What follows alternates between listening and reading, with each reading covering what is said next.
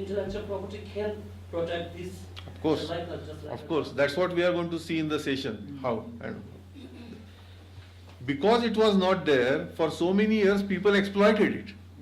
So because people started exploiting, laws came in force. We'll see that which are those laws and which how they are doing it. So first we are seeing the classification of that. So trademark you will see company trademark. There will be write R circle stamp like R meaning that is registered as copyright. Nobody can use it. Patent is another very important and widely used tool to protect copyright. Industrial designs, various kinds of designs, are protected as under this. Confidential information also can be used for this. And geographical indicators. Geographical indicators is very important addition in later part to address your question, what you are asking. That at that time there was no protection. For example, Tibetan medicine itself can be a geographical indicator. Nobody can use Tibetan medicine and sell something in America unless it is vetted by Tibetan Council. Now, as per the present rule, nobody can use that. Because Tibetan is regional geographical identity, your geographical identity, and that must be respected. Why intellectual property or protection is given? It is given for several reasons. Commercially, it is given for several reasons. Firstly, capital expenditure for new products. People do a lot of research to develop a new product, and because they invest in that, they spend a lot of money in developing that. They say that we have developed this intellectual property, we have spent a lot of money, so we have right to earn back our own money and use it for our own profit purpose. That is allowed perfectly under patent. So R&D costs also are responsible for this. Marketing and advertising costs are there. Maintenance and loyalty followers are, all these are costs, and your profit, company profit. All this is allowed, and because patent gives you this protection, and patent give you protection, companies are interested in patenting or protecting their intellectual property by filing patent, copyright, etc., etc. Can it be sold? Yes, patent is a property, remember. The term property is used here. What is property? If you have your property, you can sell it.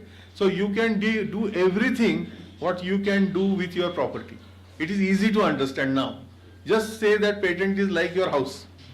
So what you can do with your house owned by you, you can do with your patent. You can sell it, or you can buy somebody. You have patent, and I want your patent. I will pay you money. I will buy that patent. Once I buy that patent, then it becomes my property. Okay, it is transferable, or it can be leased out also. It can be rented also. Like you rent your house.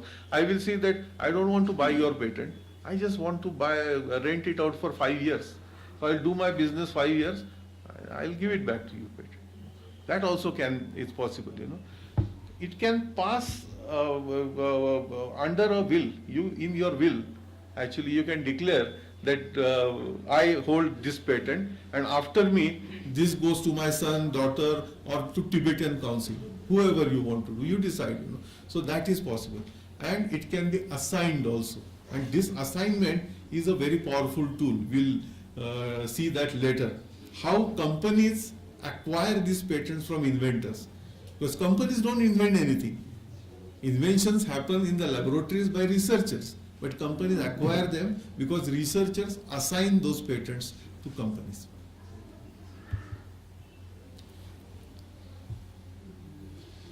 These are the important kind of developments or ways by which you can now protect your intellectual property internationally, not only in your country, because IPR has to be international.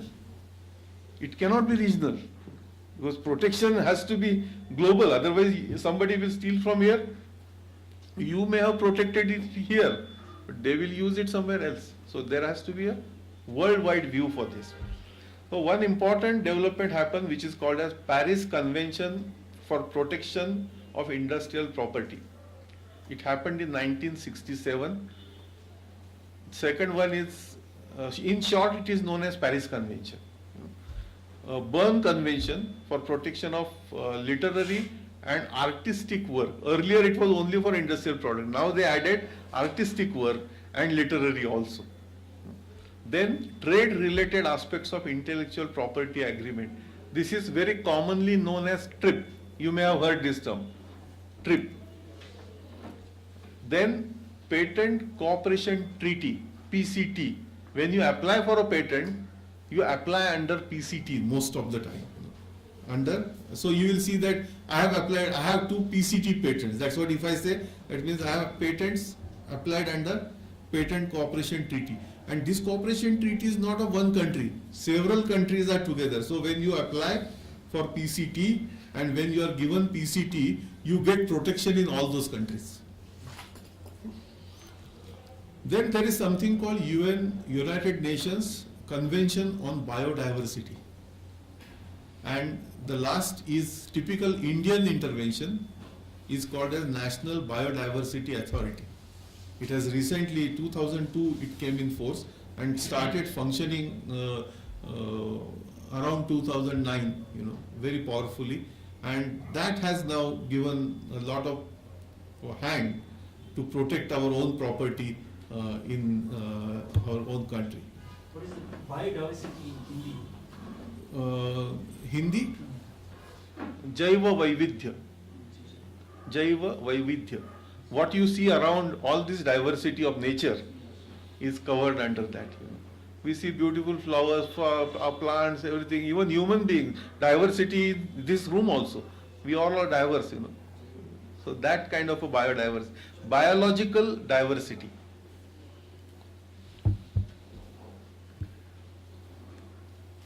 So, protection given by law for a term of particular years. When you get a protection, sometimes you will get for short term, sometimes for long term, but this protection is never for lifetime. So here that property business, there is little bit of difference here. Property, you buy a house and lifelong it is yours. In intellectual property, it may not be so. Patent has life. Depending on various rules, different countries, but on an average 10 years, 20 years, 15 years, this is the life of the patent. After that it goes out of patent. Once it goes out of patent, anybody can use it. It becomes a public property. The work includes literary work, artistic work, musical work, different films, different kinds of sound recording, sound bites, broadcast. All this can be covered now as your intellectual property. Amitabh Bachchan's voice also is his intellectual property. Nobody can use that. Commercial and moral rights. And there are,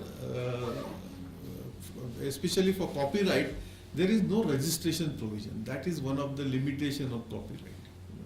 Like patent, you can apply and you get patent in hand. Copyrights, you don't have that. You have to fight it out. If somebody infringes your copyright, you have to fight it out. Protection of trademark is relatively simple, much better than copyright because it's straightforward.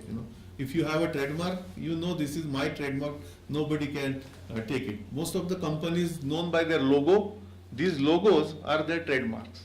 So when you see a particular logo, you remember that company. Commercial exploitation of a product, this protection is used for. Identify the product giving its name.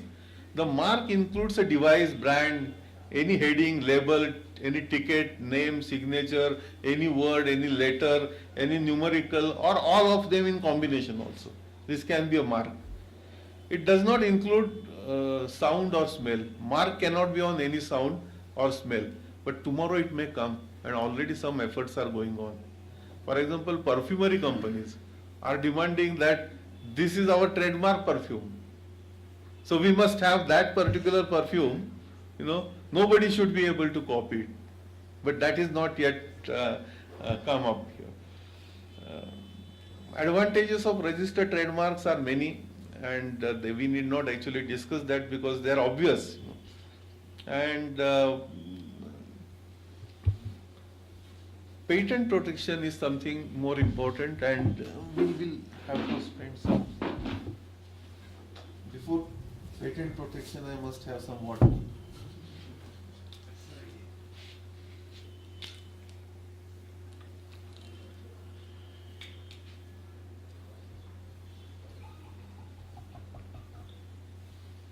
Dharamshala is very cold today, but it's very sunny today.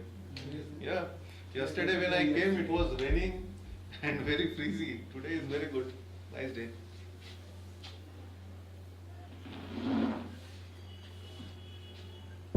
Okay.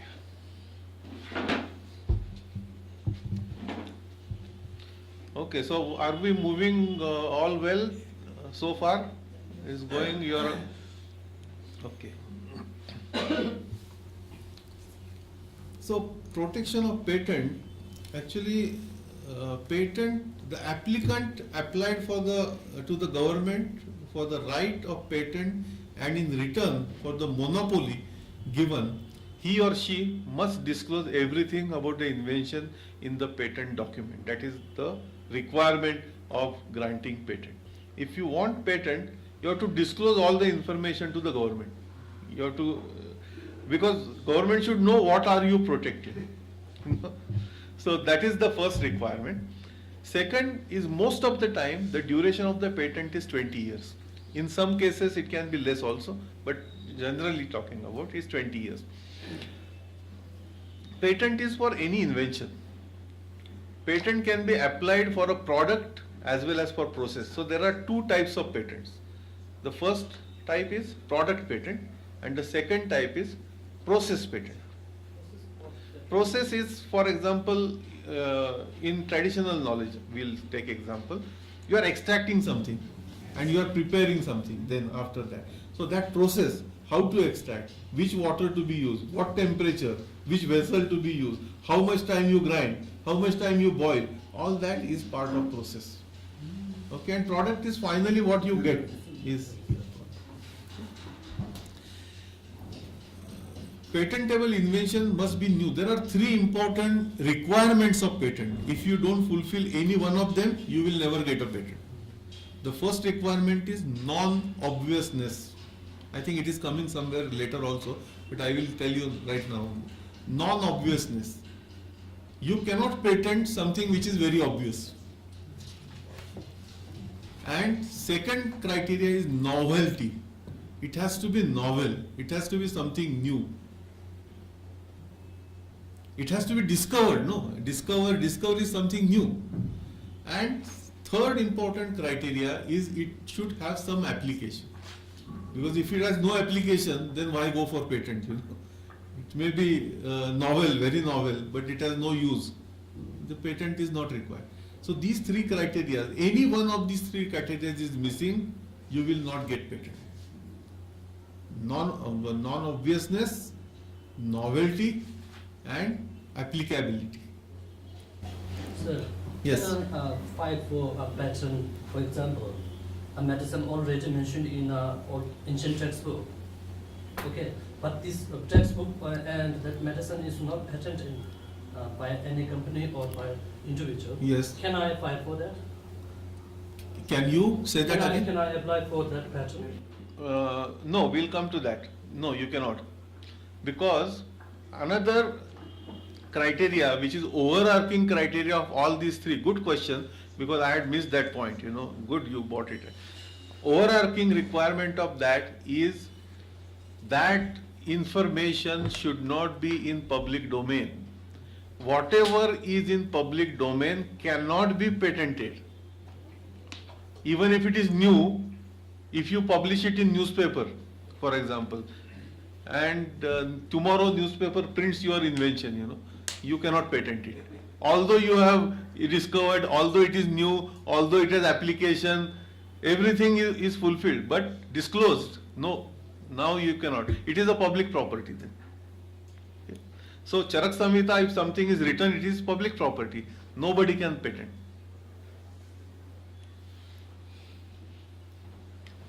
And for patent, when you apply, you get a priority date, because after application you don't get it immediately, you know. They will scrutinize it and they will give you but date of application you will get priority date. And if you get patent, you get protection right from that date.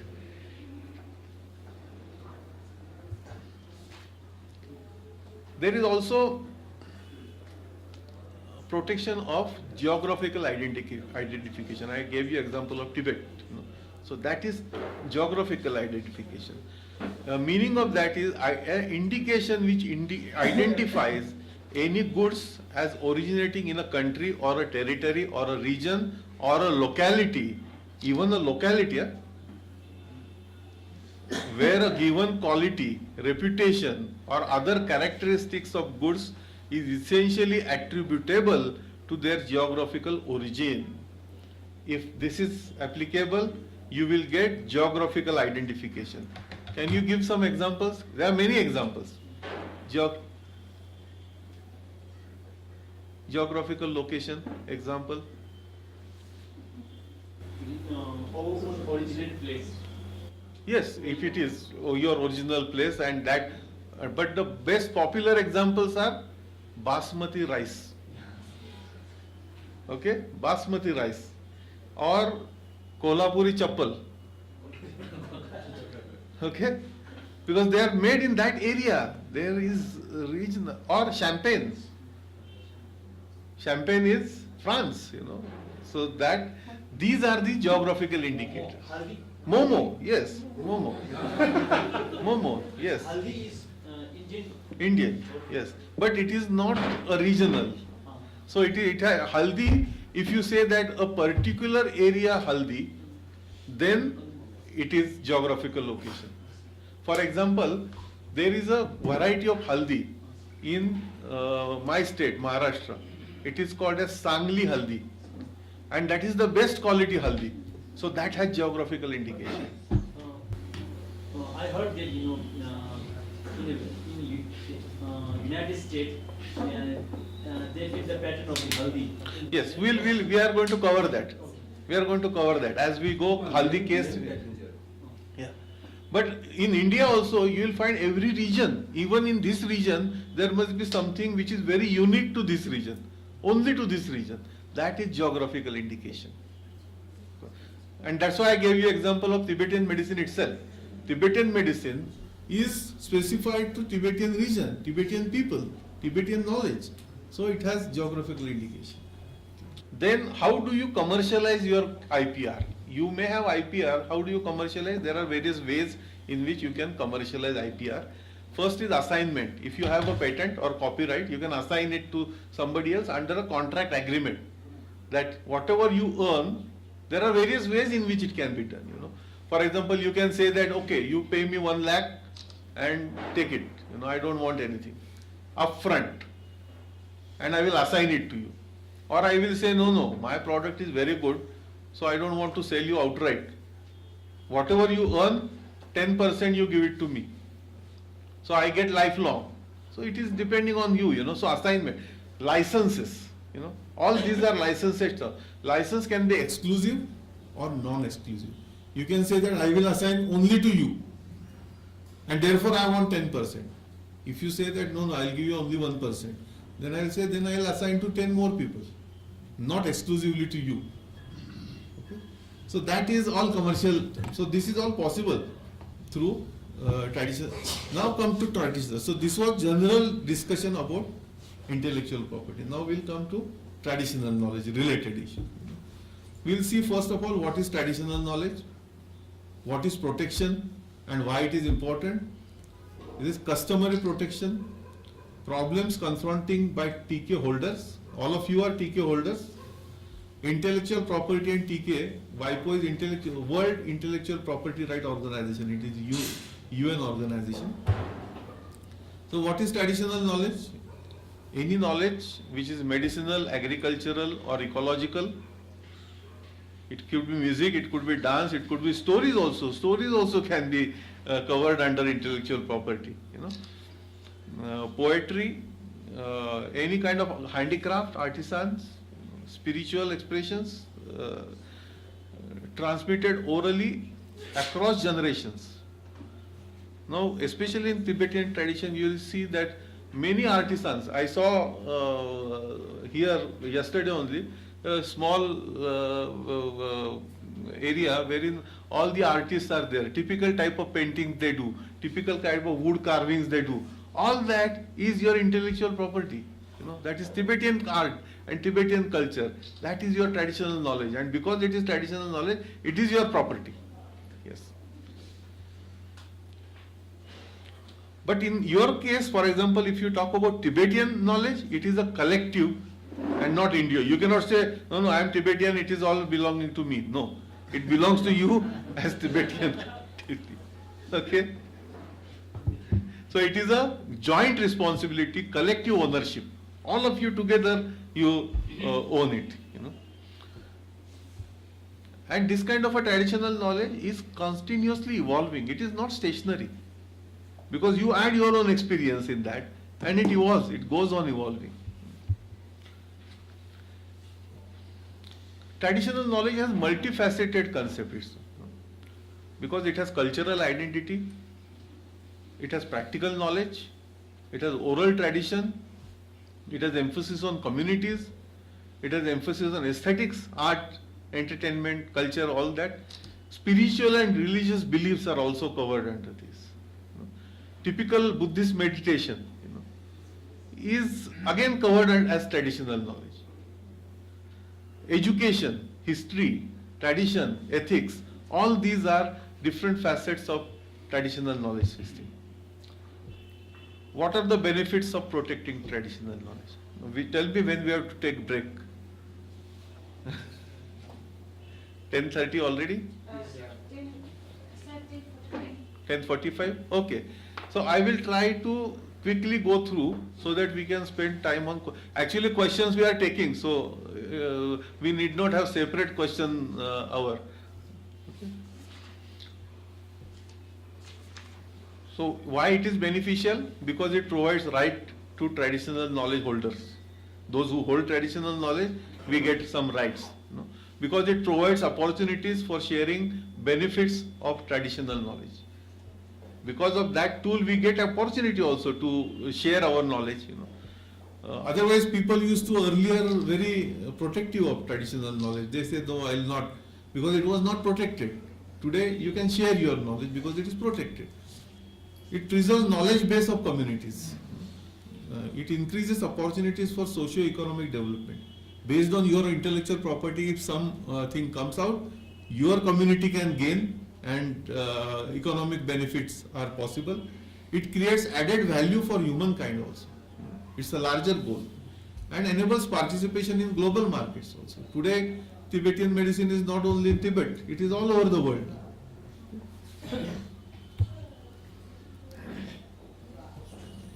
You will see that informal regimes govern the use and transmission of traditional knowledge at community level through rules, rights and obligations. Rules, rights and obligations. Certain things may not be in book rules, but they are all obligations, moral obligations also. Customary law results from repeated practices and monitored and enforced by elders, spiritual and religious leaders. They monitor all of us, and so it is customary protection. That's what is called as customary. There is nothing, there is no court. When senior are sitting, customary protection automatically comes in. Which are the problems confronting TK holders? The first and major problem is rejection of tradition by new generation, and this is really worrying, and all of us are facing that. The extent of traditional knowledge, what you and me could have got in our tradition, our next generation is not in tune with that level. We are not in tune with our father and mothers or our grandfathers. Slowly it is coming down. This is one of the major challenges, because under modernization, people think that this traditional is out of fashion, which is not so. Actually, I would define traditional medicine or traditional knowledge or tradition term. What is tradition or what is modernity? Because we use term modernity as against tradition. Tradition is something old, modernity is something new, but there is connection in between. We say modernity is evolving tradition. What we call modern today, after 10 years it will become tradition. So modernity is evolving tradition. Dilution of traditional knowledge and practices through actual diffusion of different information, adulteration, knowledge is transferred to somebody else, but that somebody else may not have understood it completely. So that person is using that knowledge half-baked. He may have used great books on Tibetan medicine, but just reading books doesn't bring you traditional knowledge. The wisdom doesn't come through any book. The modern science may deem traditional knowledge as inferior. This is something very common, and as a modern researcher, I can tell you, I also was in the same mindset maybe 30 years ago. Many things changed my mindset, my outlook to look at traditional knowledge. I started respecting traditional knowledge because I experienced power of traditional knowledge. But not many people have done it. They still think that no, traditional is inferior. Commercial exploitation by others, for example, unethical practices, biopiracy, the term used is biopiracy, and we'll see what that is later. Value of traditional knowledge, as I told you in the first case, WHO recognized that the World Intellectual Property Organization, commonly known as WIPO, this term you will use many times when you talk about IPR, WIPO, recognizes that TK means traditional knowledge, genetic resources and traditional cultural expressions or expressions of folklore are economic and cultural assets of indigenous and local communities and their countries. So they are covering all, local communities as well as countries. The folklore, expressions as well as practices, all that is covered under this. Other intergovernmental agencies such as United Nations Development Programme, in short UNDP, are promoting inclusive innovation policies where no one is left behind, participation with access and building alternative sustainable incentive mechanisms that benefits all. And we are going to take some examples of that later. How a country or community can protect its traditional knowledge or piracy. The best example in our region is what is called as TKDL, Traditional Knowledge Digital Library. And this is because of the fact of turmeric patent. After United States patent was granted to turmeric, and that case we are going to see later, so I will not discuss that, but TKDL was developed by Government of India to protect our intellectual property. Some countries in South America have developed sui generis system. It is similar to TKDL, sui generis systems for protection of traditional knowledge and are struggling to harmonize national legislations with CBD. CBD is Convention on Biodiversity. We saw that. CBD, Convention on Biodiversity, or TRIPS, or WIPO, and other related organizations. So this sui generis is still informal, not as formal as TKDL we could do. Now this is very important, access benefit sharing system. This is how traditional knowledge owners can get returns. ABS, it's called as access benefit system. This requires convenient access to traditional knowledge. In return of this access, a fair sharing of benefits arising from modified use of mainly traditional knowledge products. So if somebody is using our knowledge, that benefit should come back to us. ABS norms due to demands on social activists, because in India, a very well-known social activist called Vandana Shiva actually was championing this cause. Basmati was she fought the battle of Basmati for India. And we'll see what happened to Basmati later. Because there is a special case, I have 2-3 slides on that. There is a classic case of access benefit sharing called Kani tribe case. Kani tribes are Kerala tribes, and they had one very good medicine. They used to chew that medicine when they used to go up the mountains to work. Going up the mountains, all of you know that it takes a lot of stamina. I was not able to climb up so easily as you would climb, these roads here in. So you need, but this stamina is developed naturally within you. If I want to develop, they have one plant called Jivanti. And this Jivanti, if you chew that, then I feel energetic and I can easily walk up. So this was the traditional knowledge. This Jivanti, one company commercialized it, and they came out with a product out of that. And they developed an agreement between Kani tribe. Kani tribe formed an association, Kani tribe association, and this association entered in agreement with the company, and company guaranteed that whatever sale will happen of that product, X percentage will go to Kani tribe. So that money now is with Kani tribe. So this is a classic case of access benefit ratio. Their knowledge was used, fine, but they are getting some benefit also because of that sale. Oh, thank you. So we are requesting to have a tea break. Thank you. Okay. Tea is on the We'll have tea break now.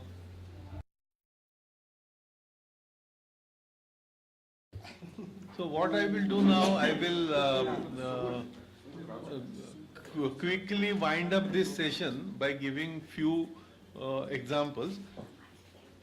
But I think most of the important points I have touched, so I'll not discuss much. I'll just run through slides because we are running out of time. Yes. This example is of access benefit for spa industry, and this I wanted to mention because there are many traditions or traditional practices such as yoga, meditation. They are not yet looked into from this angle. For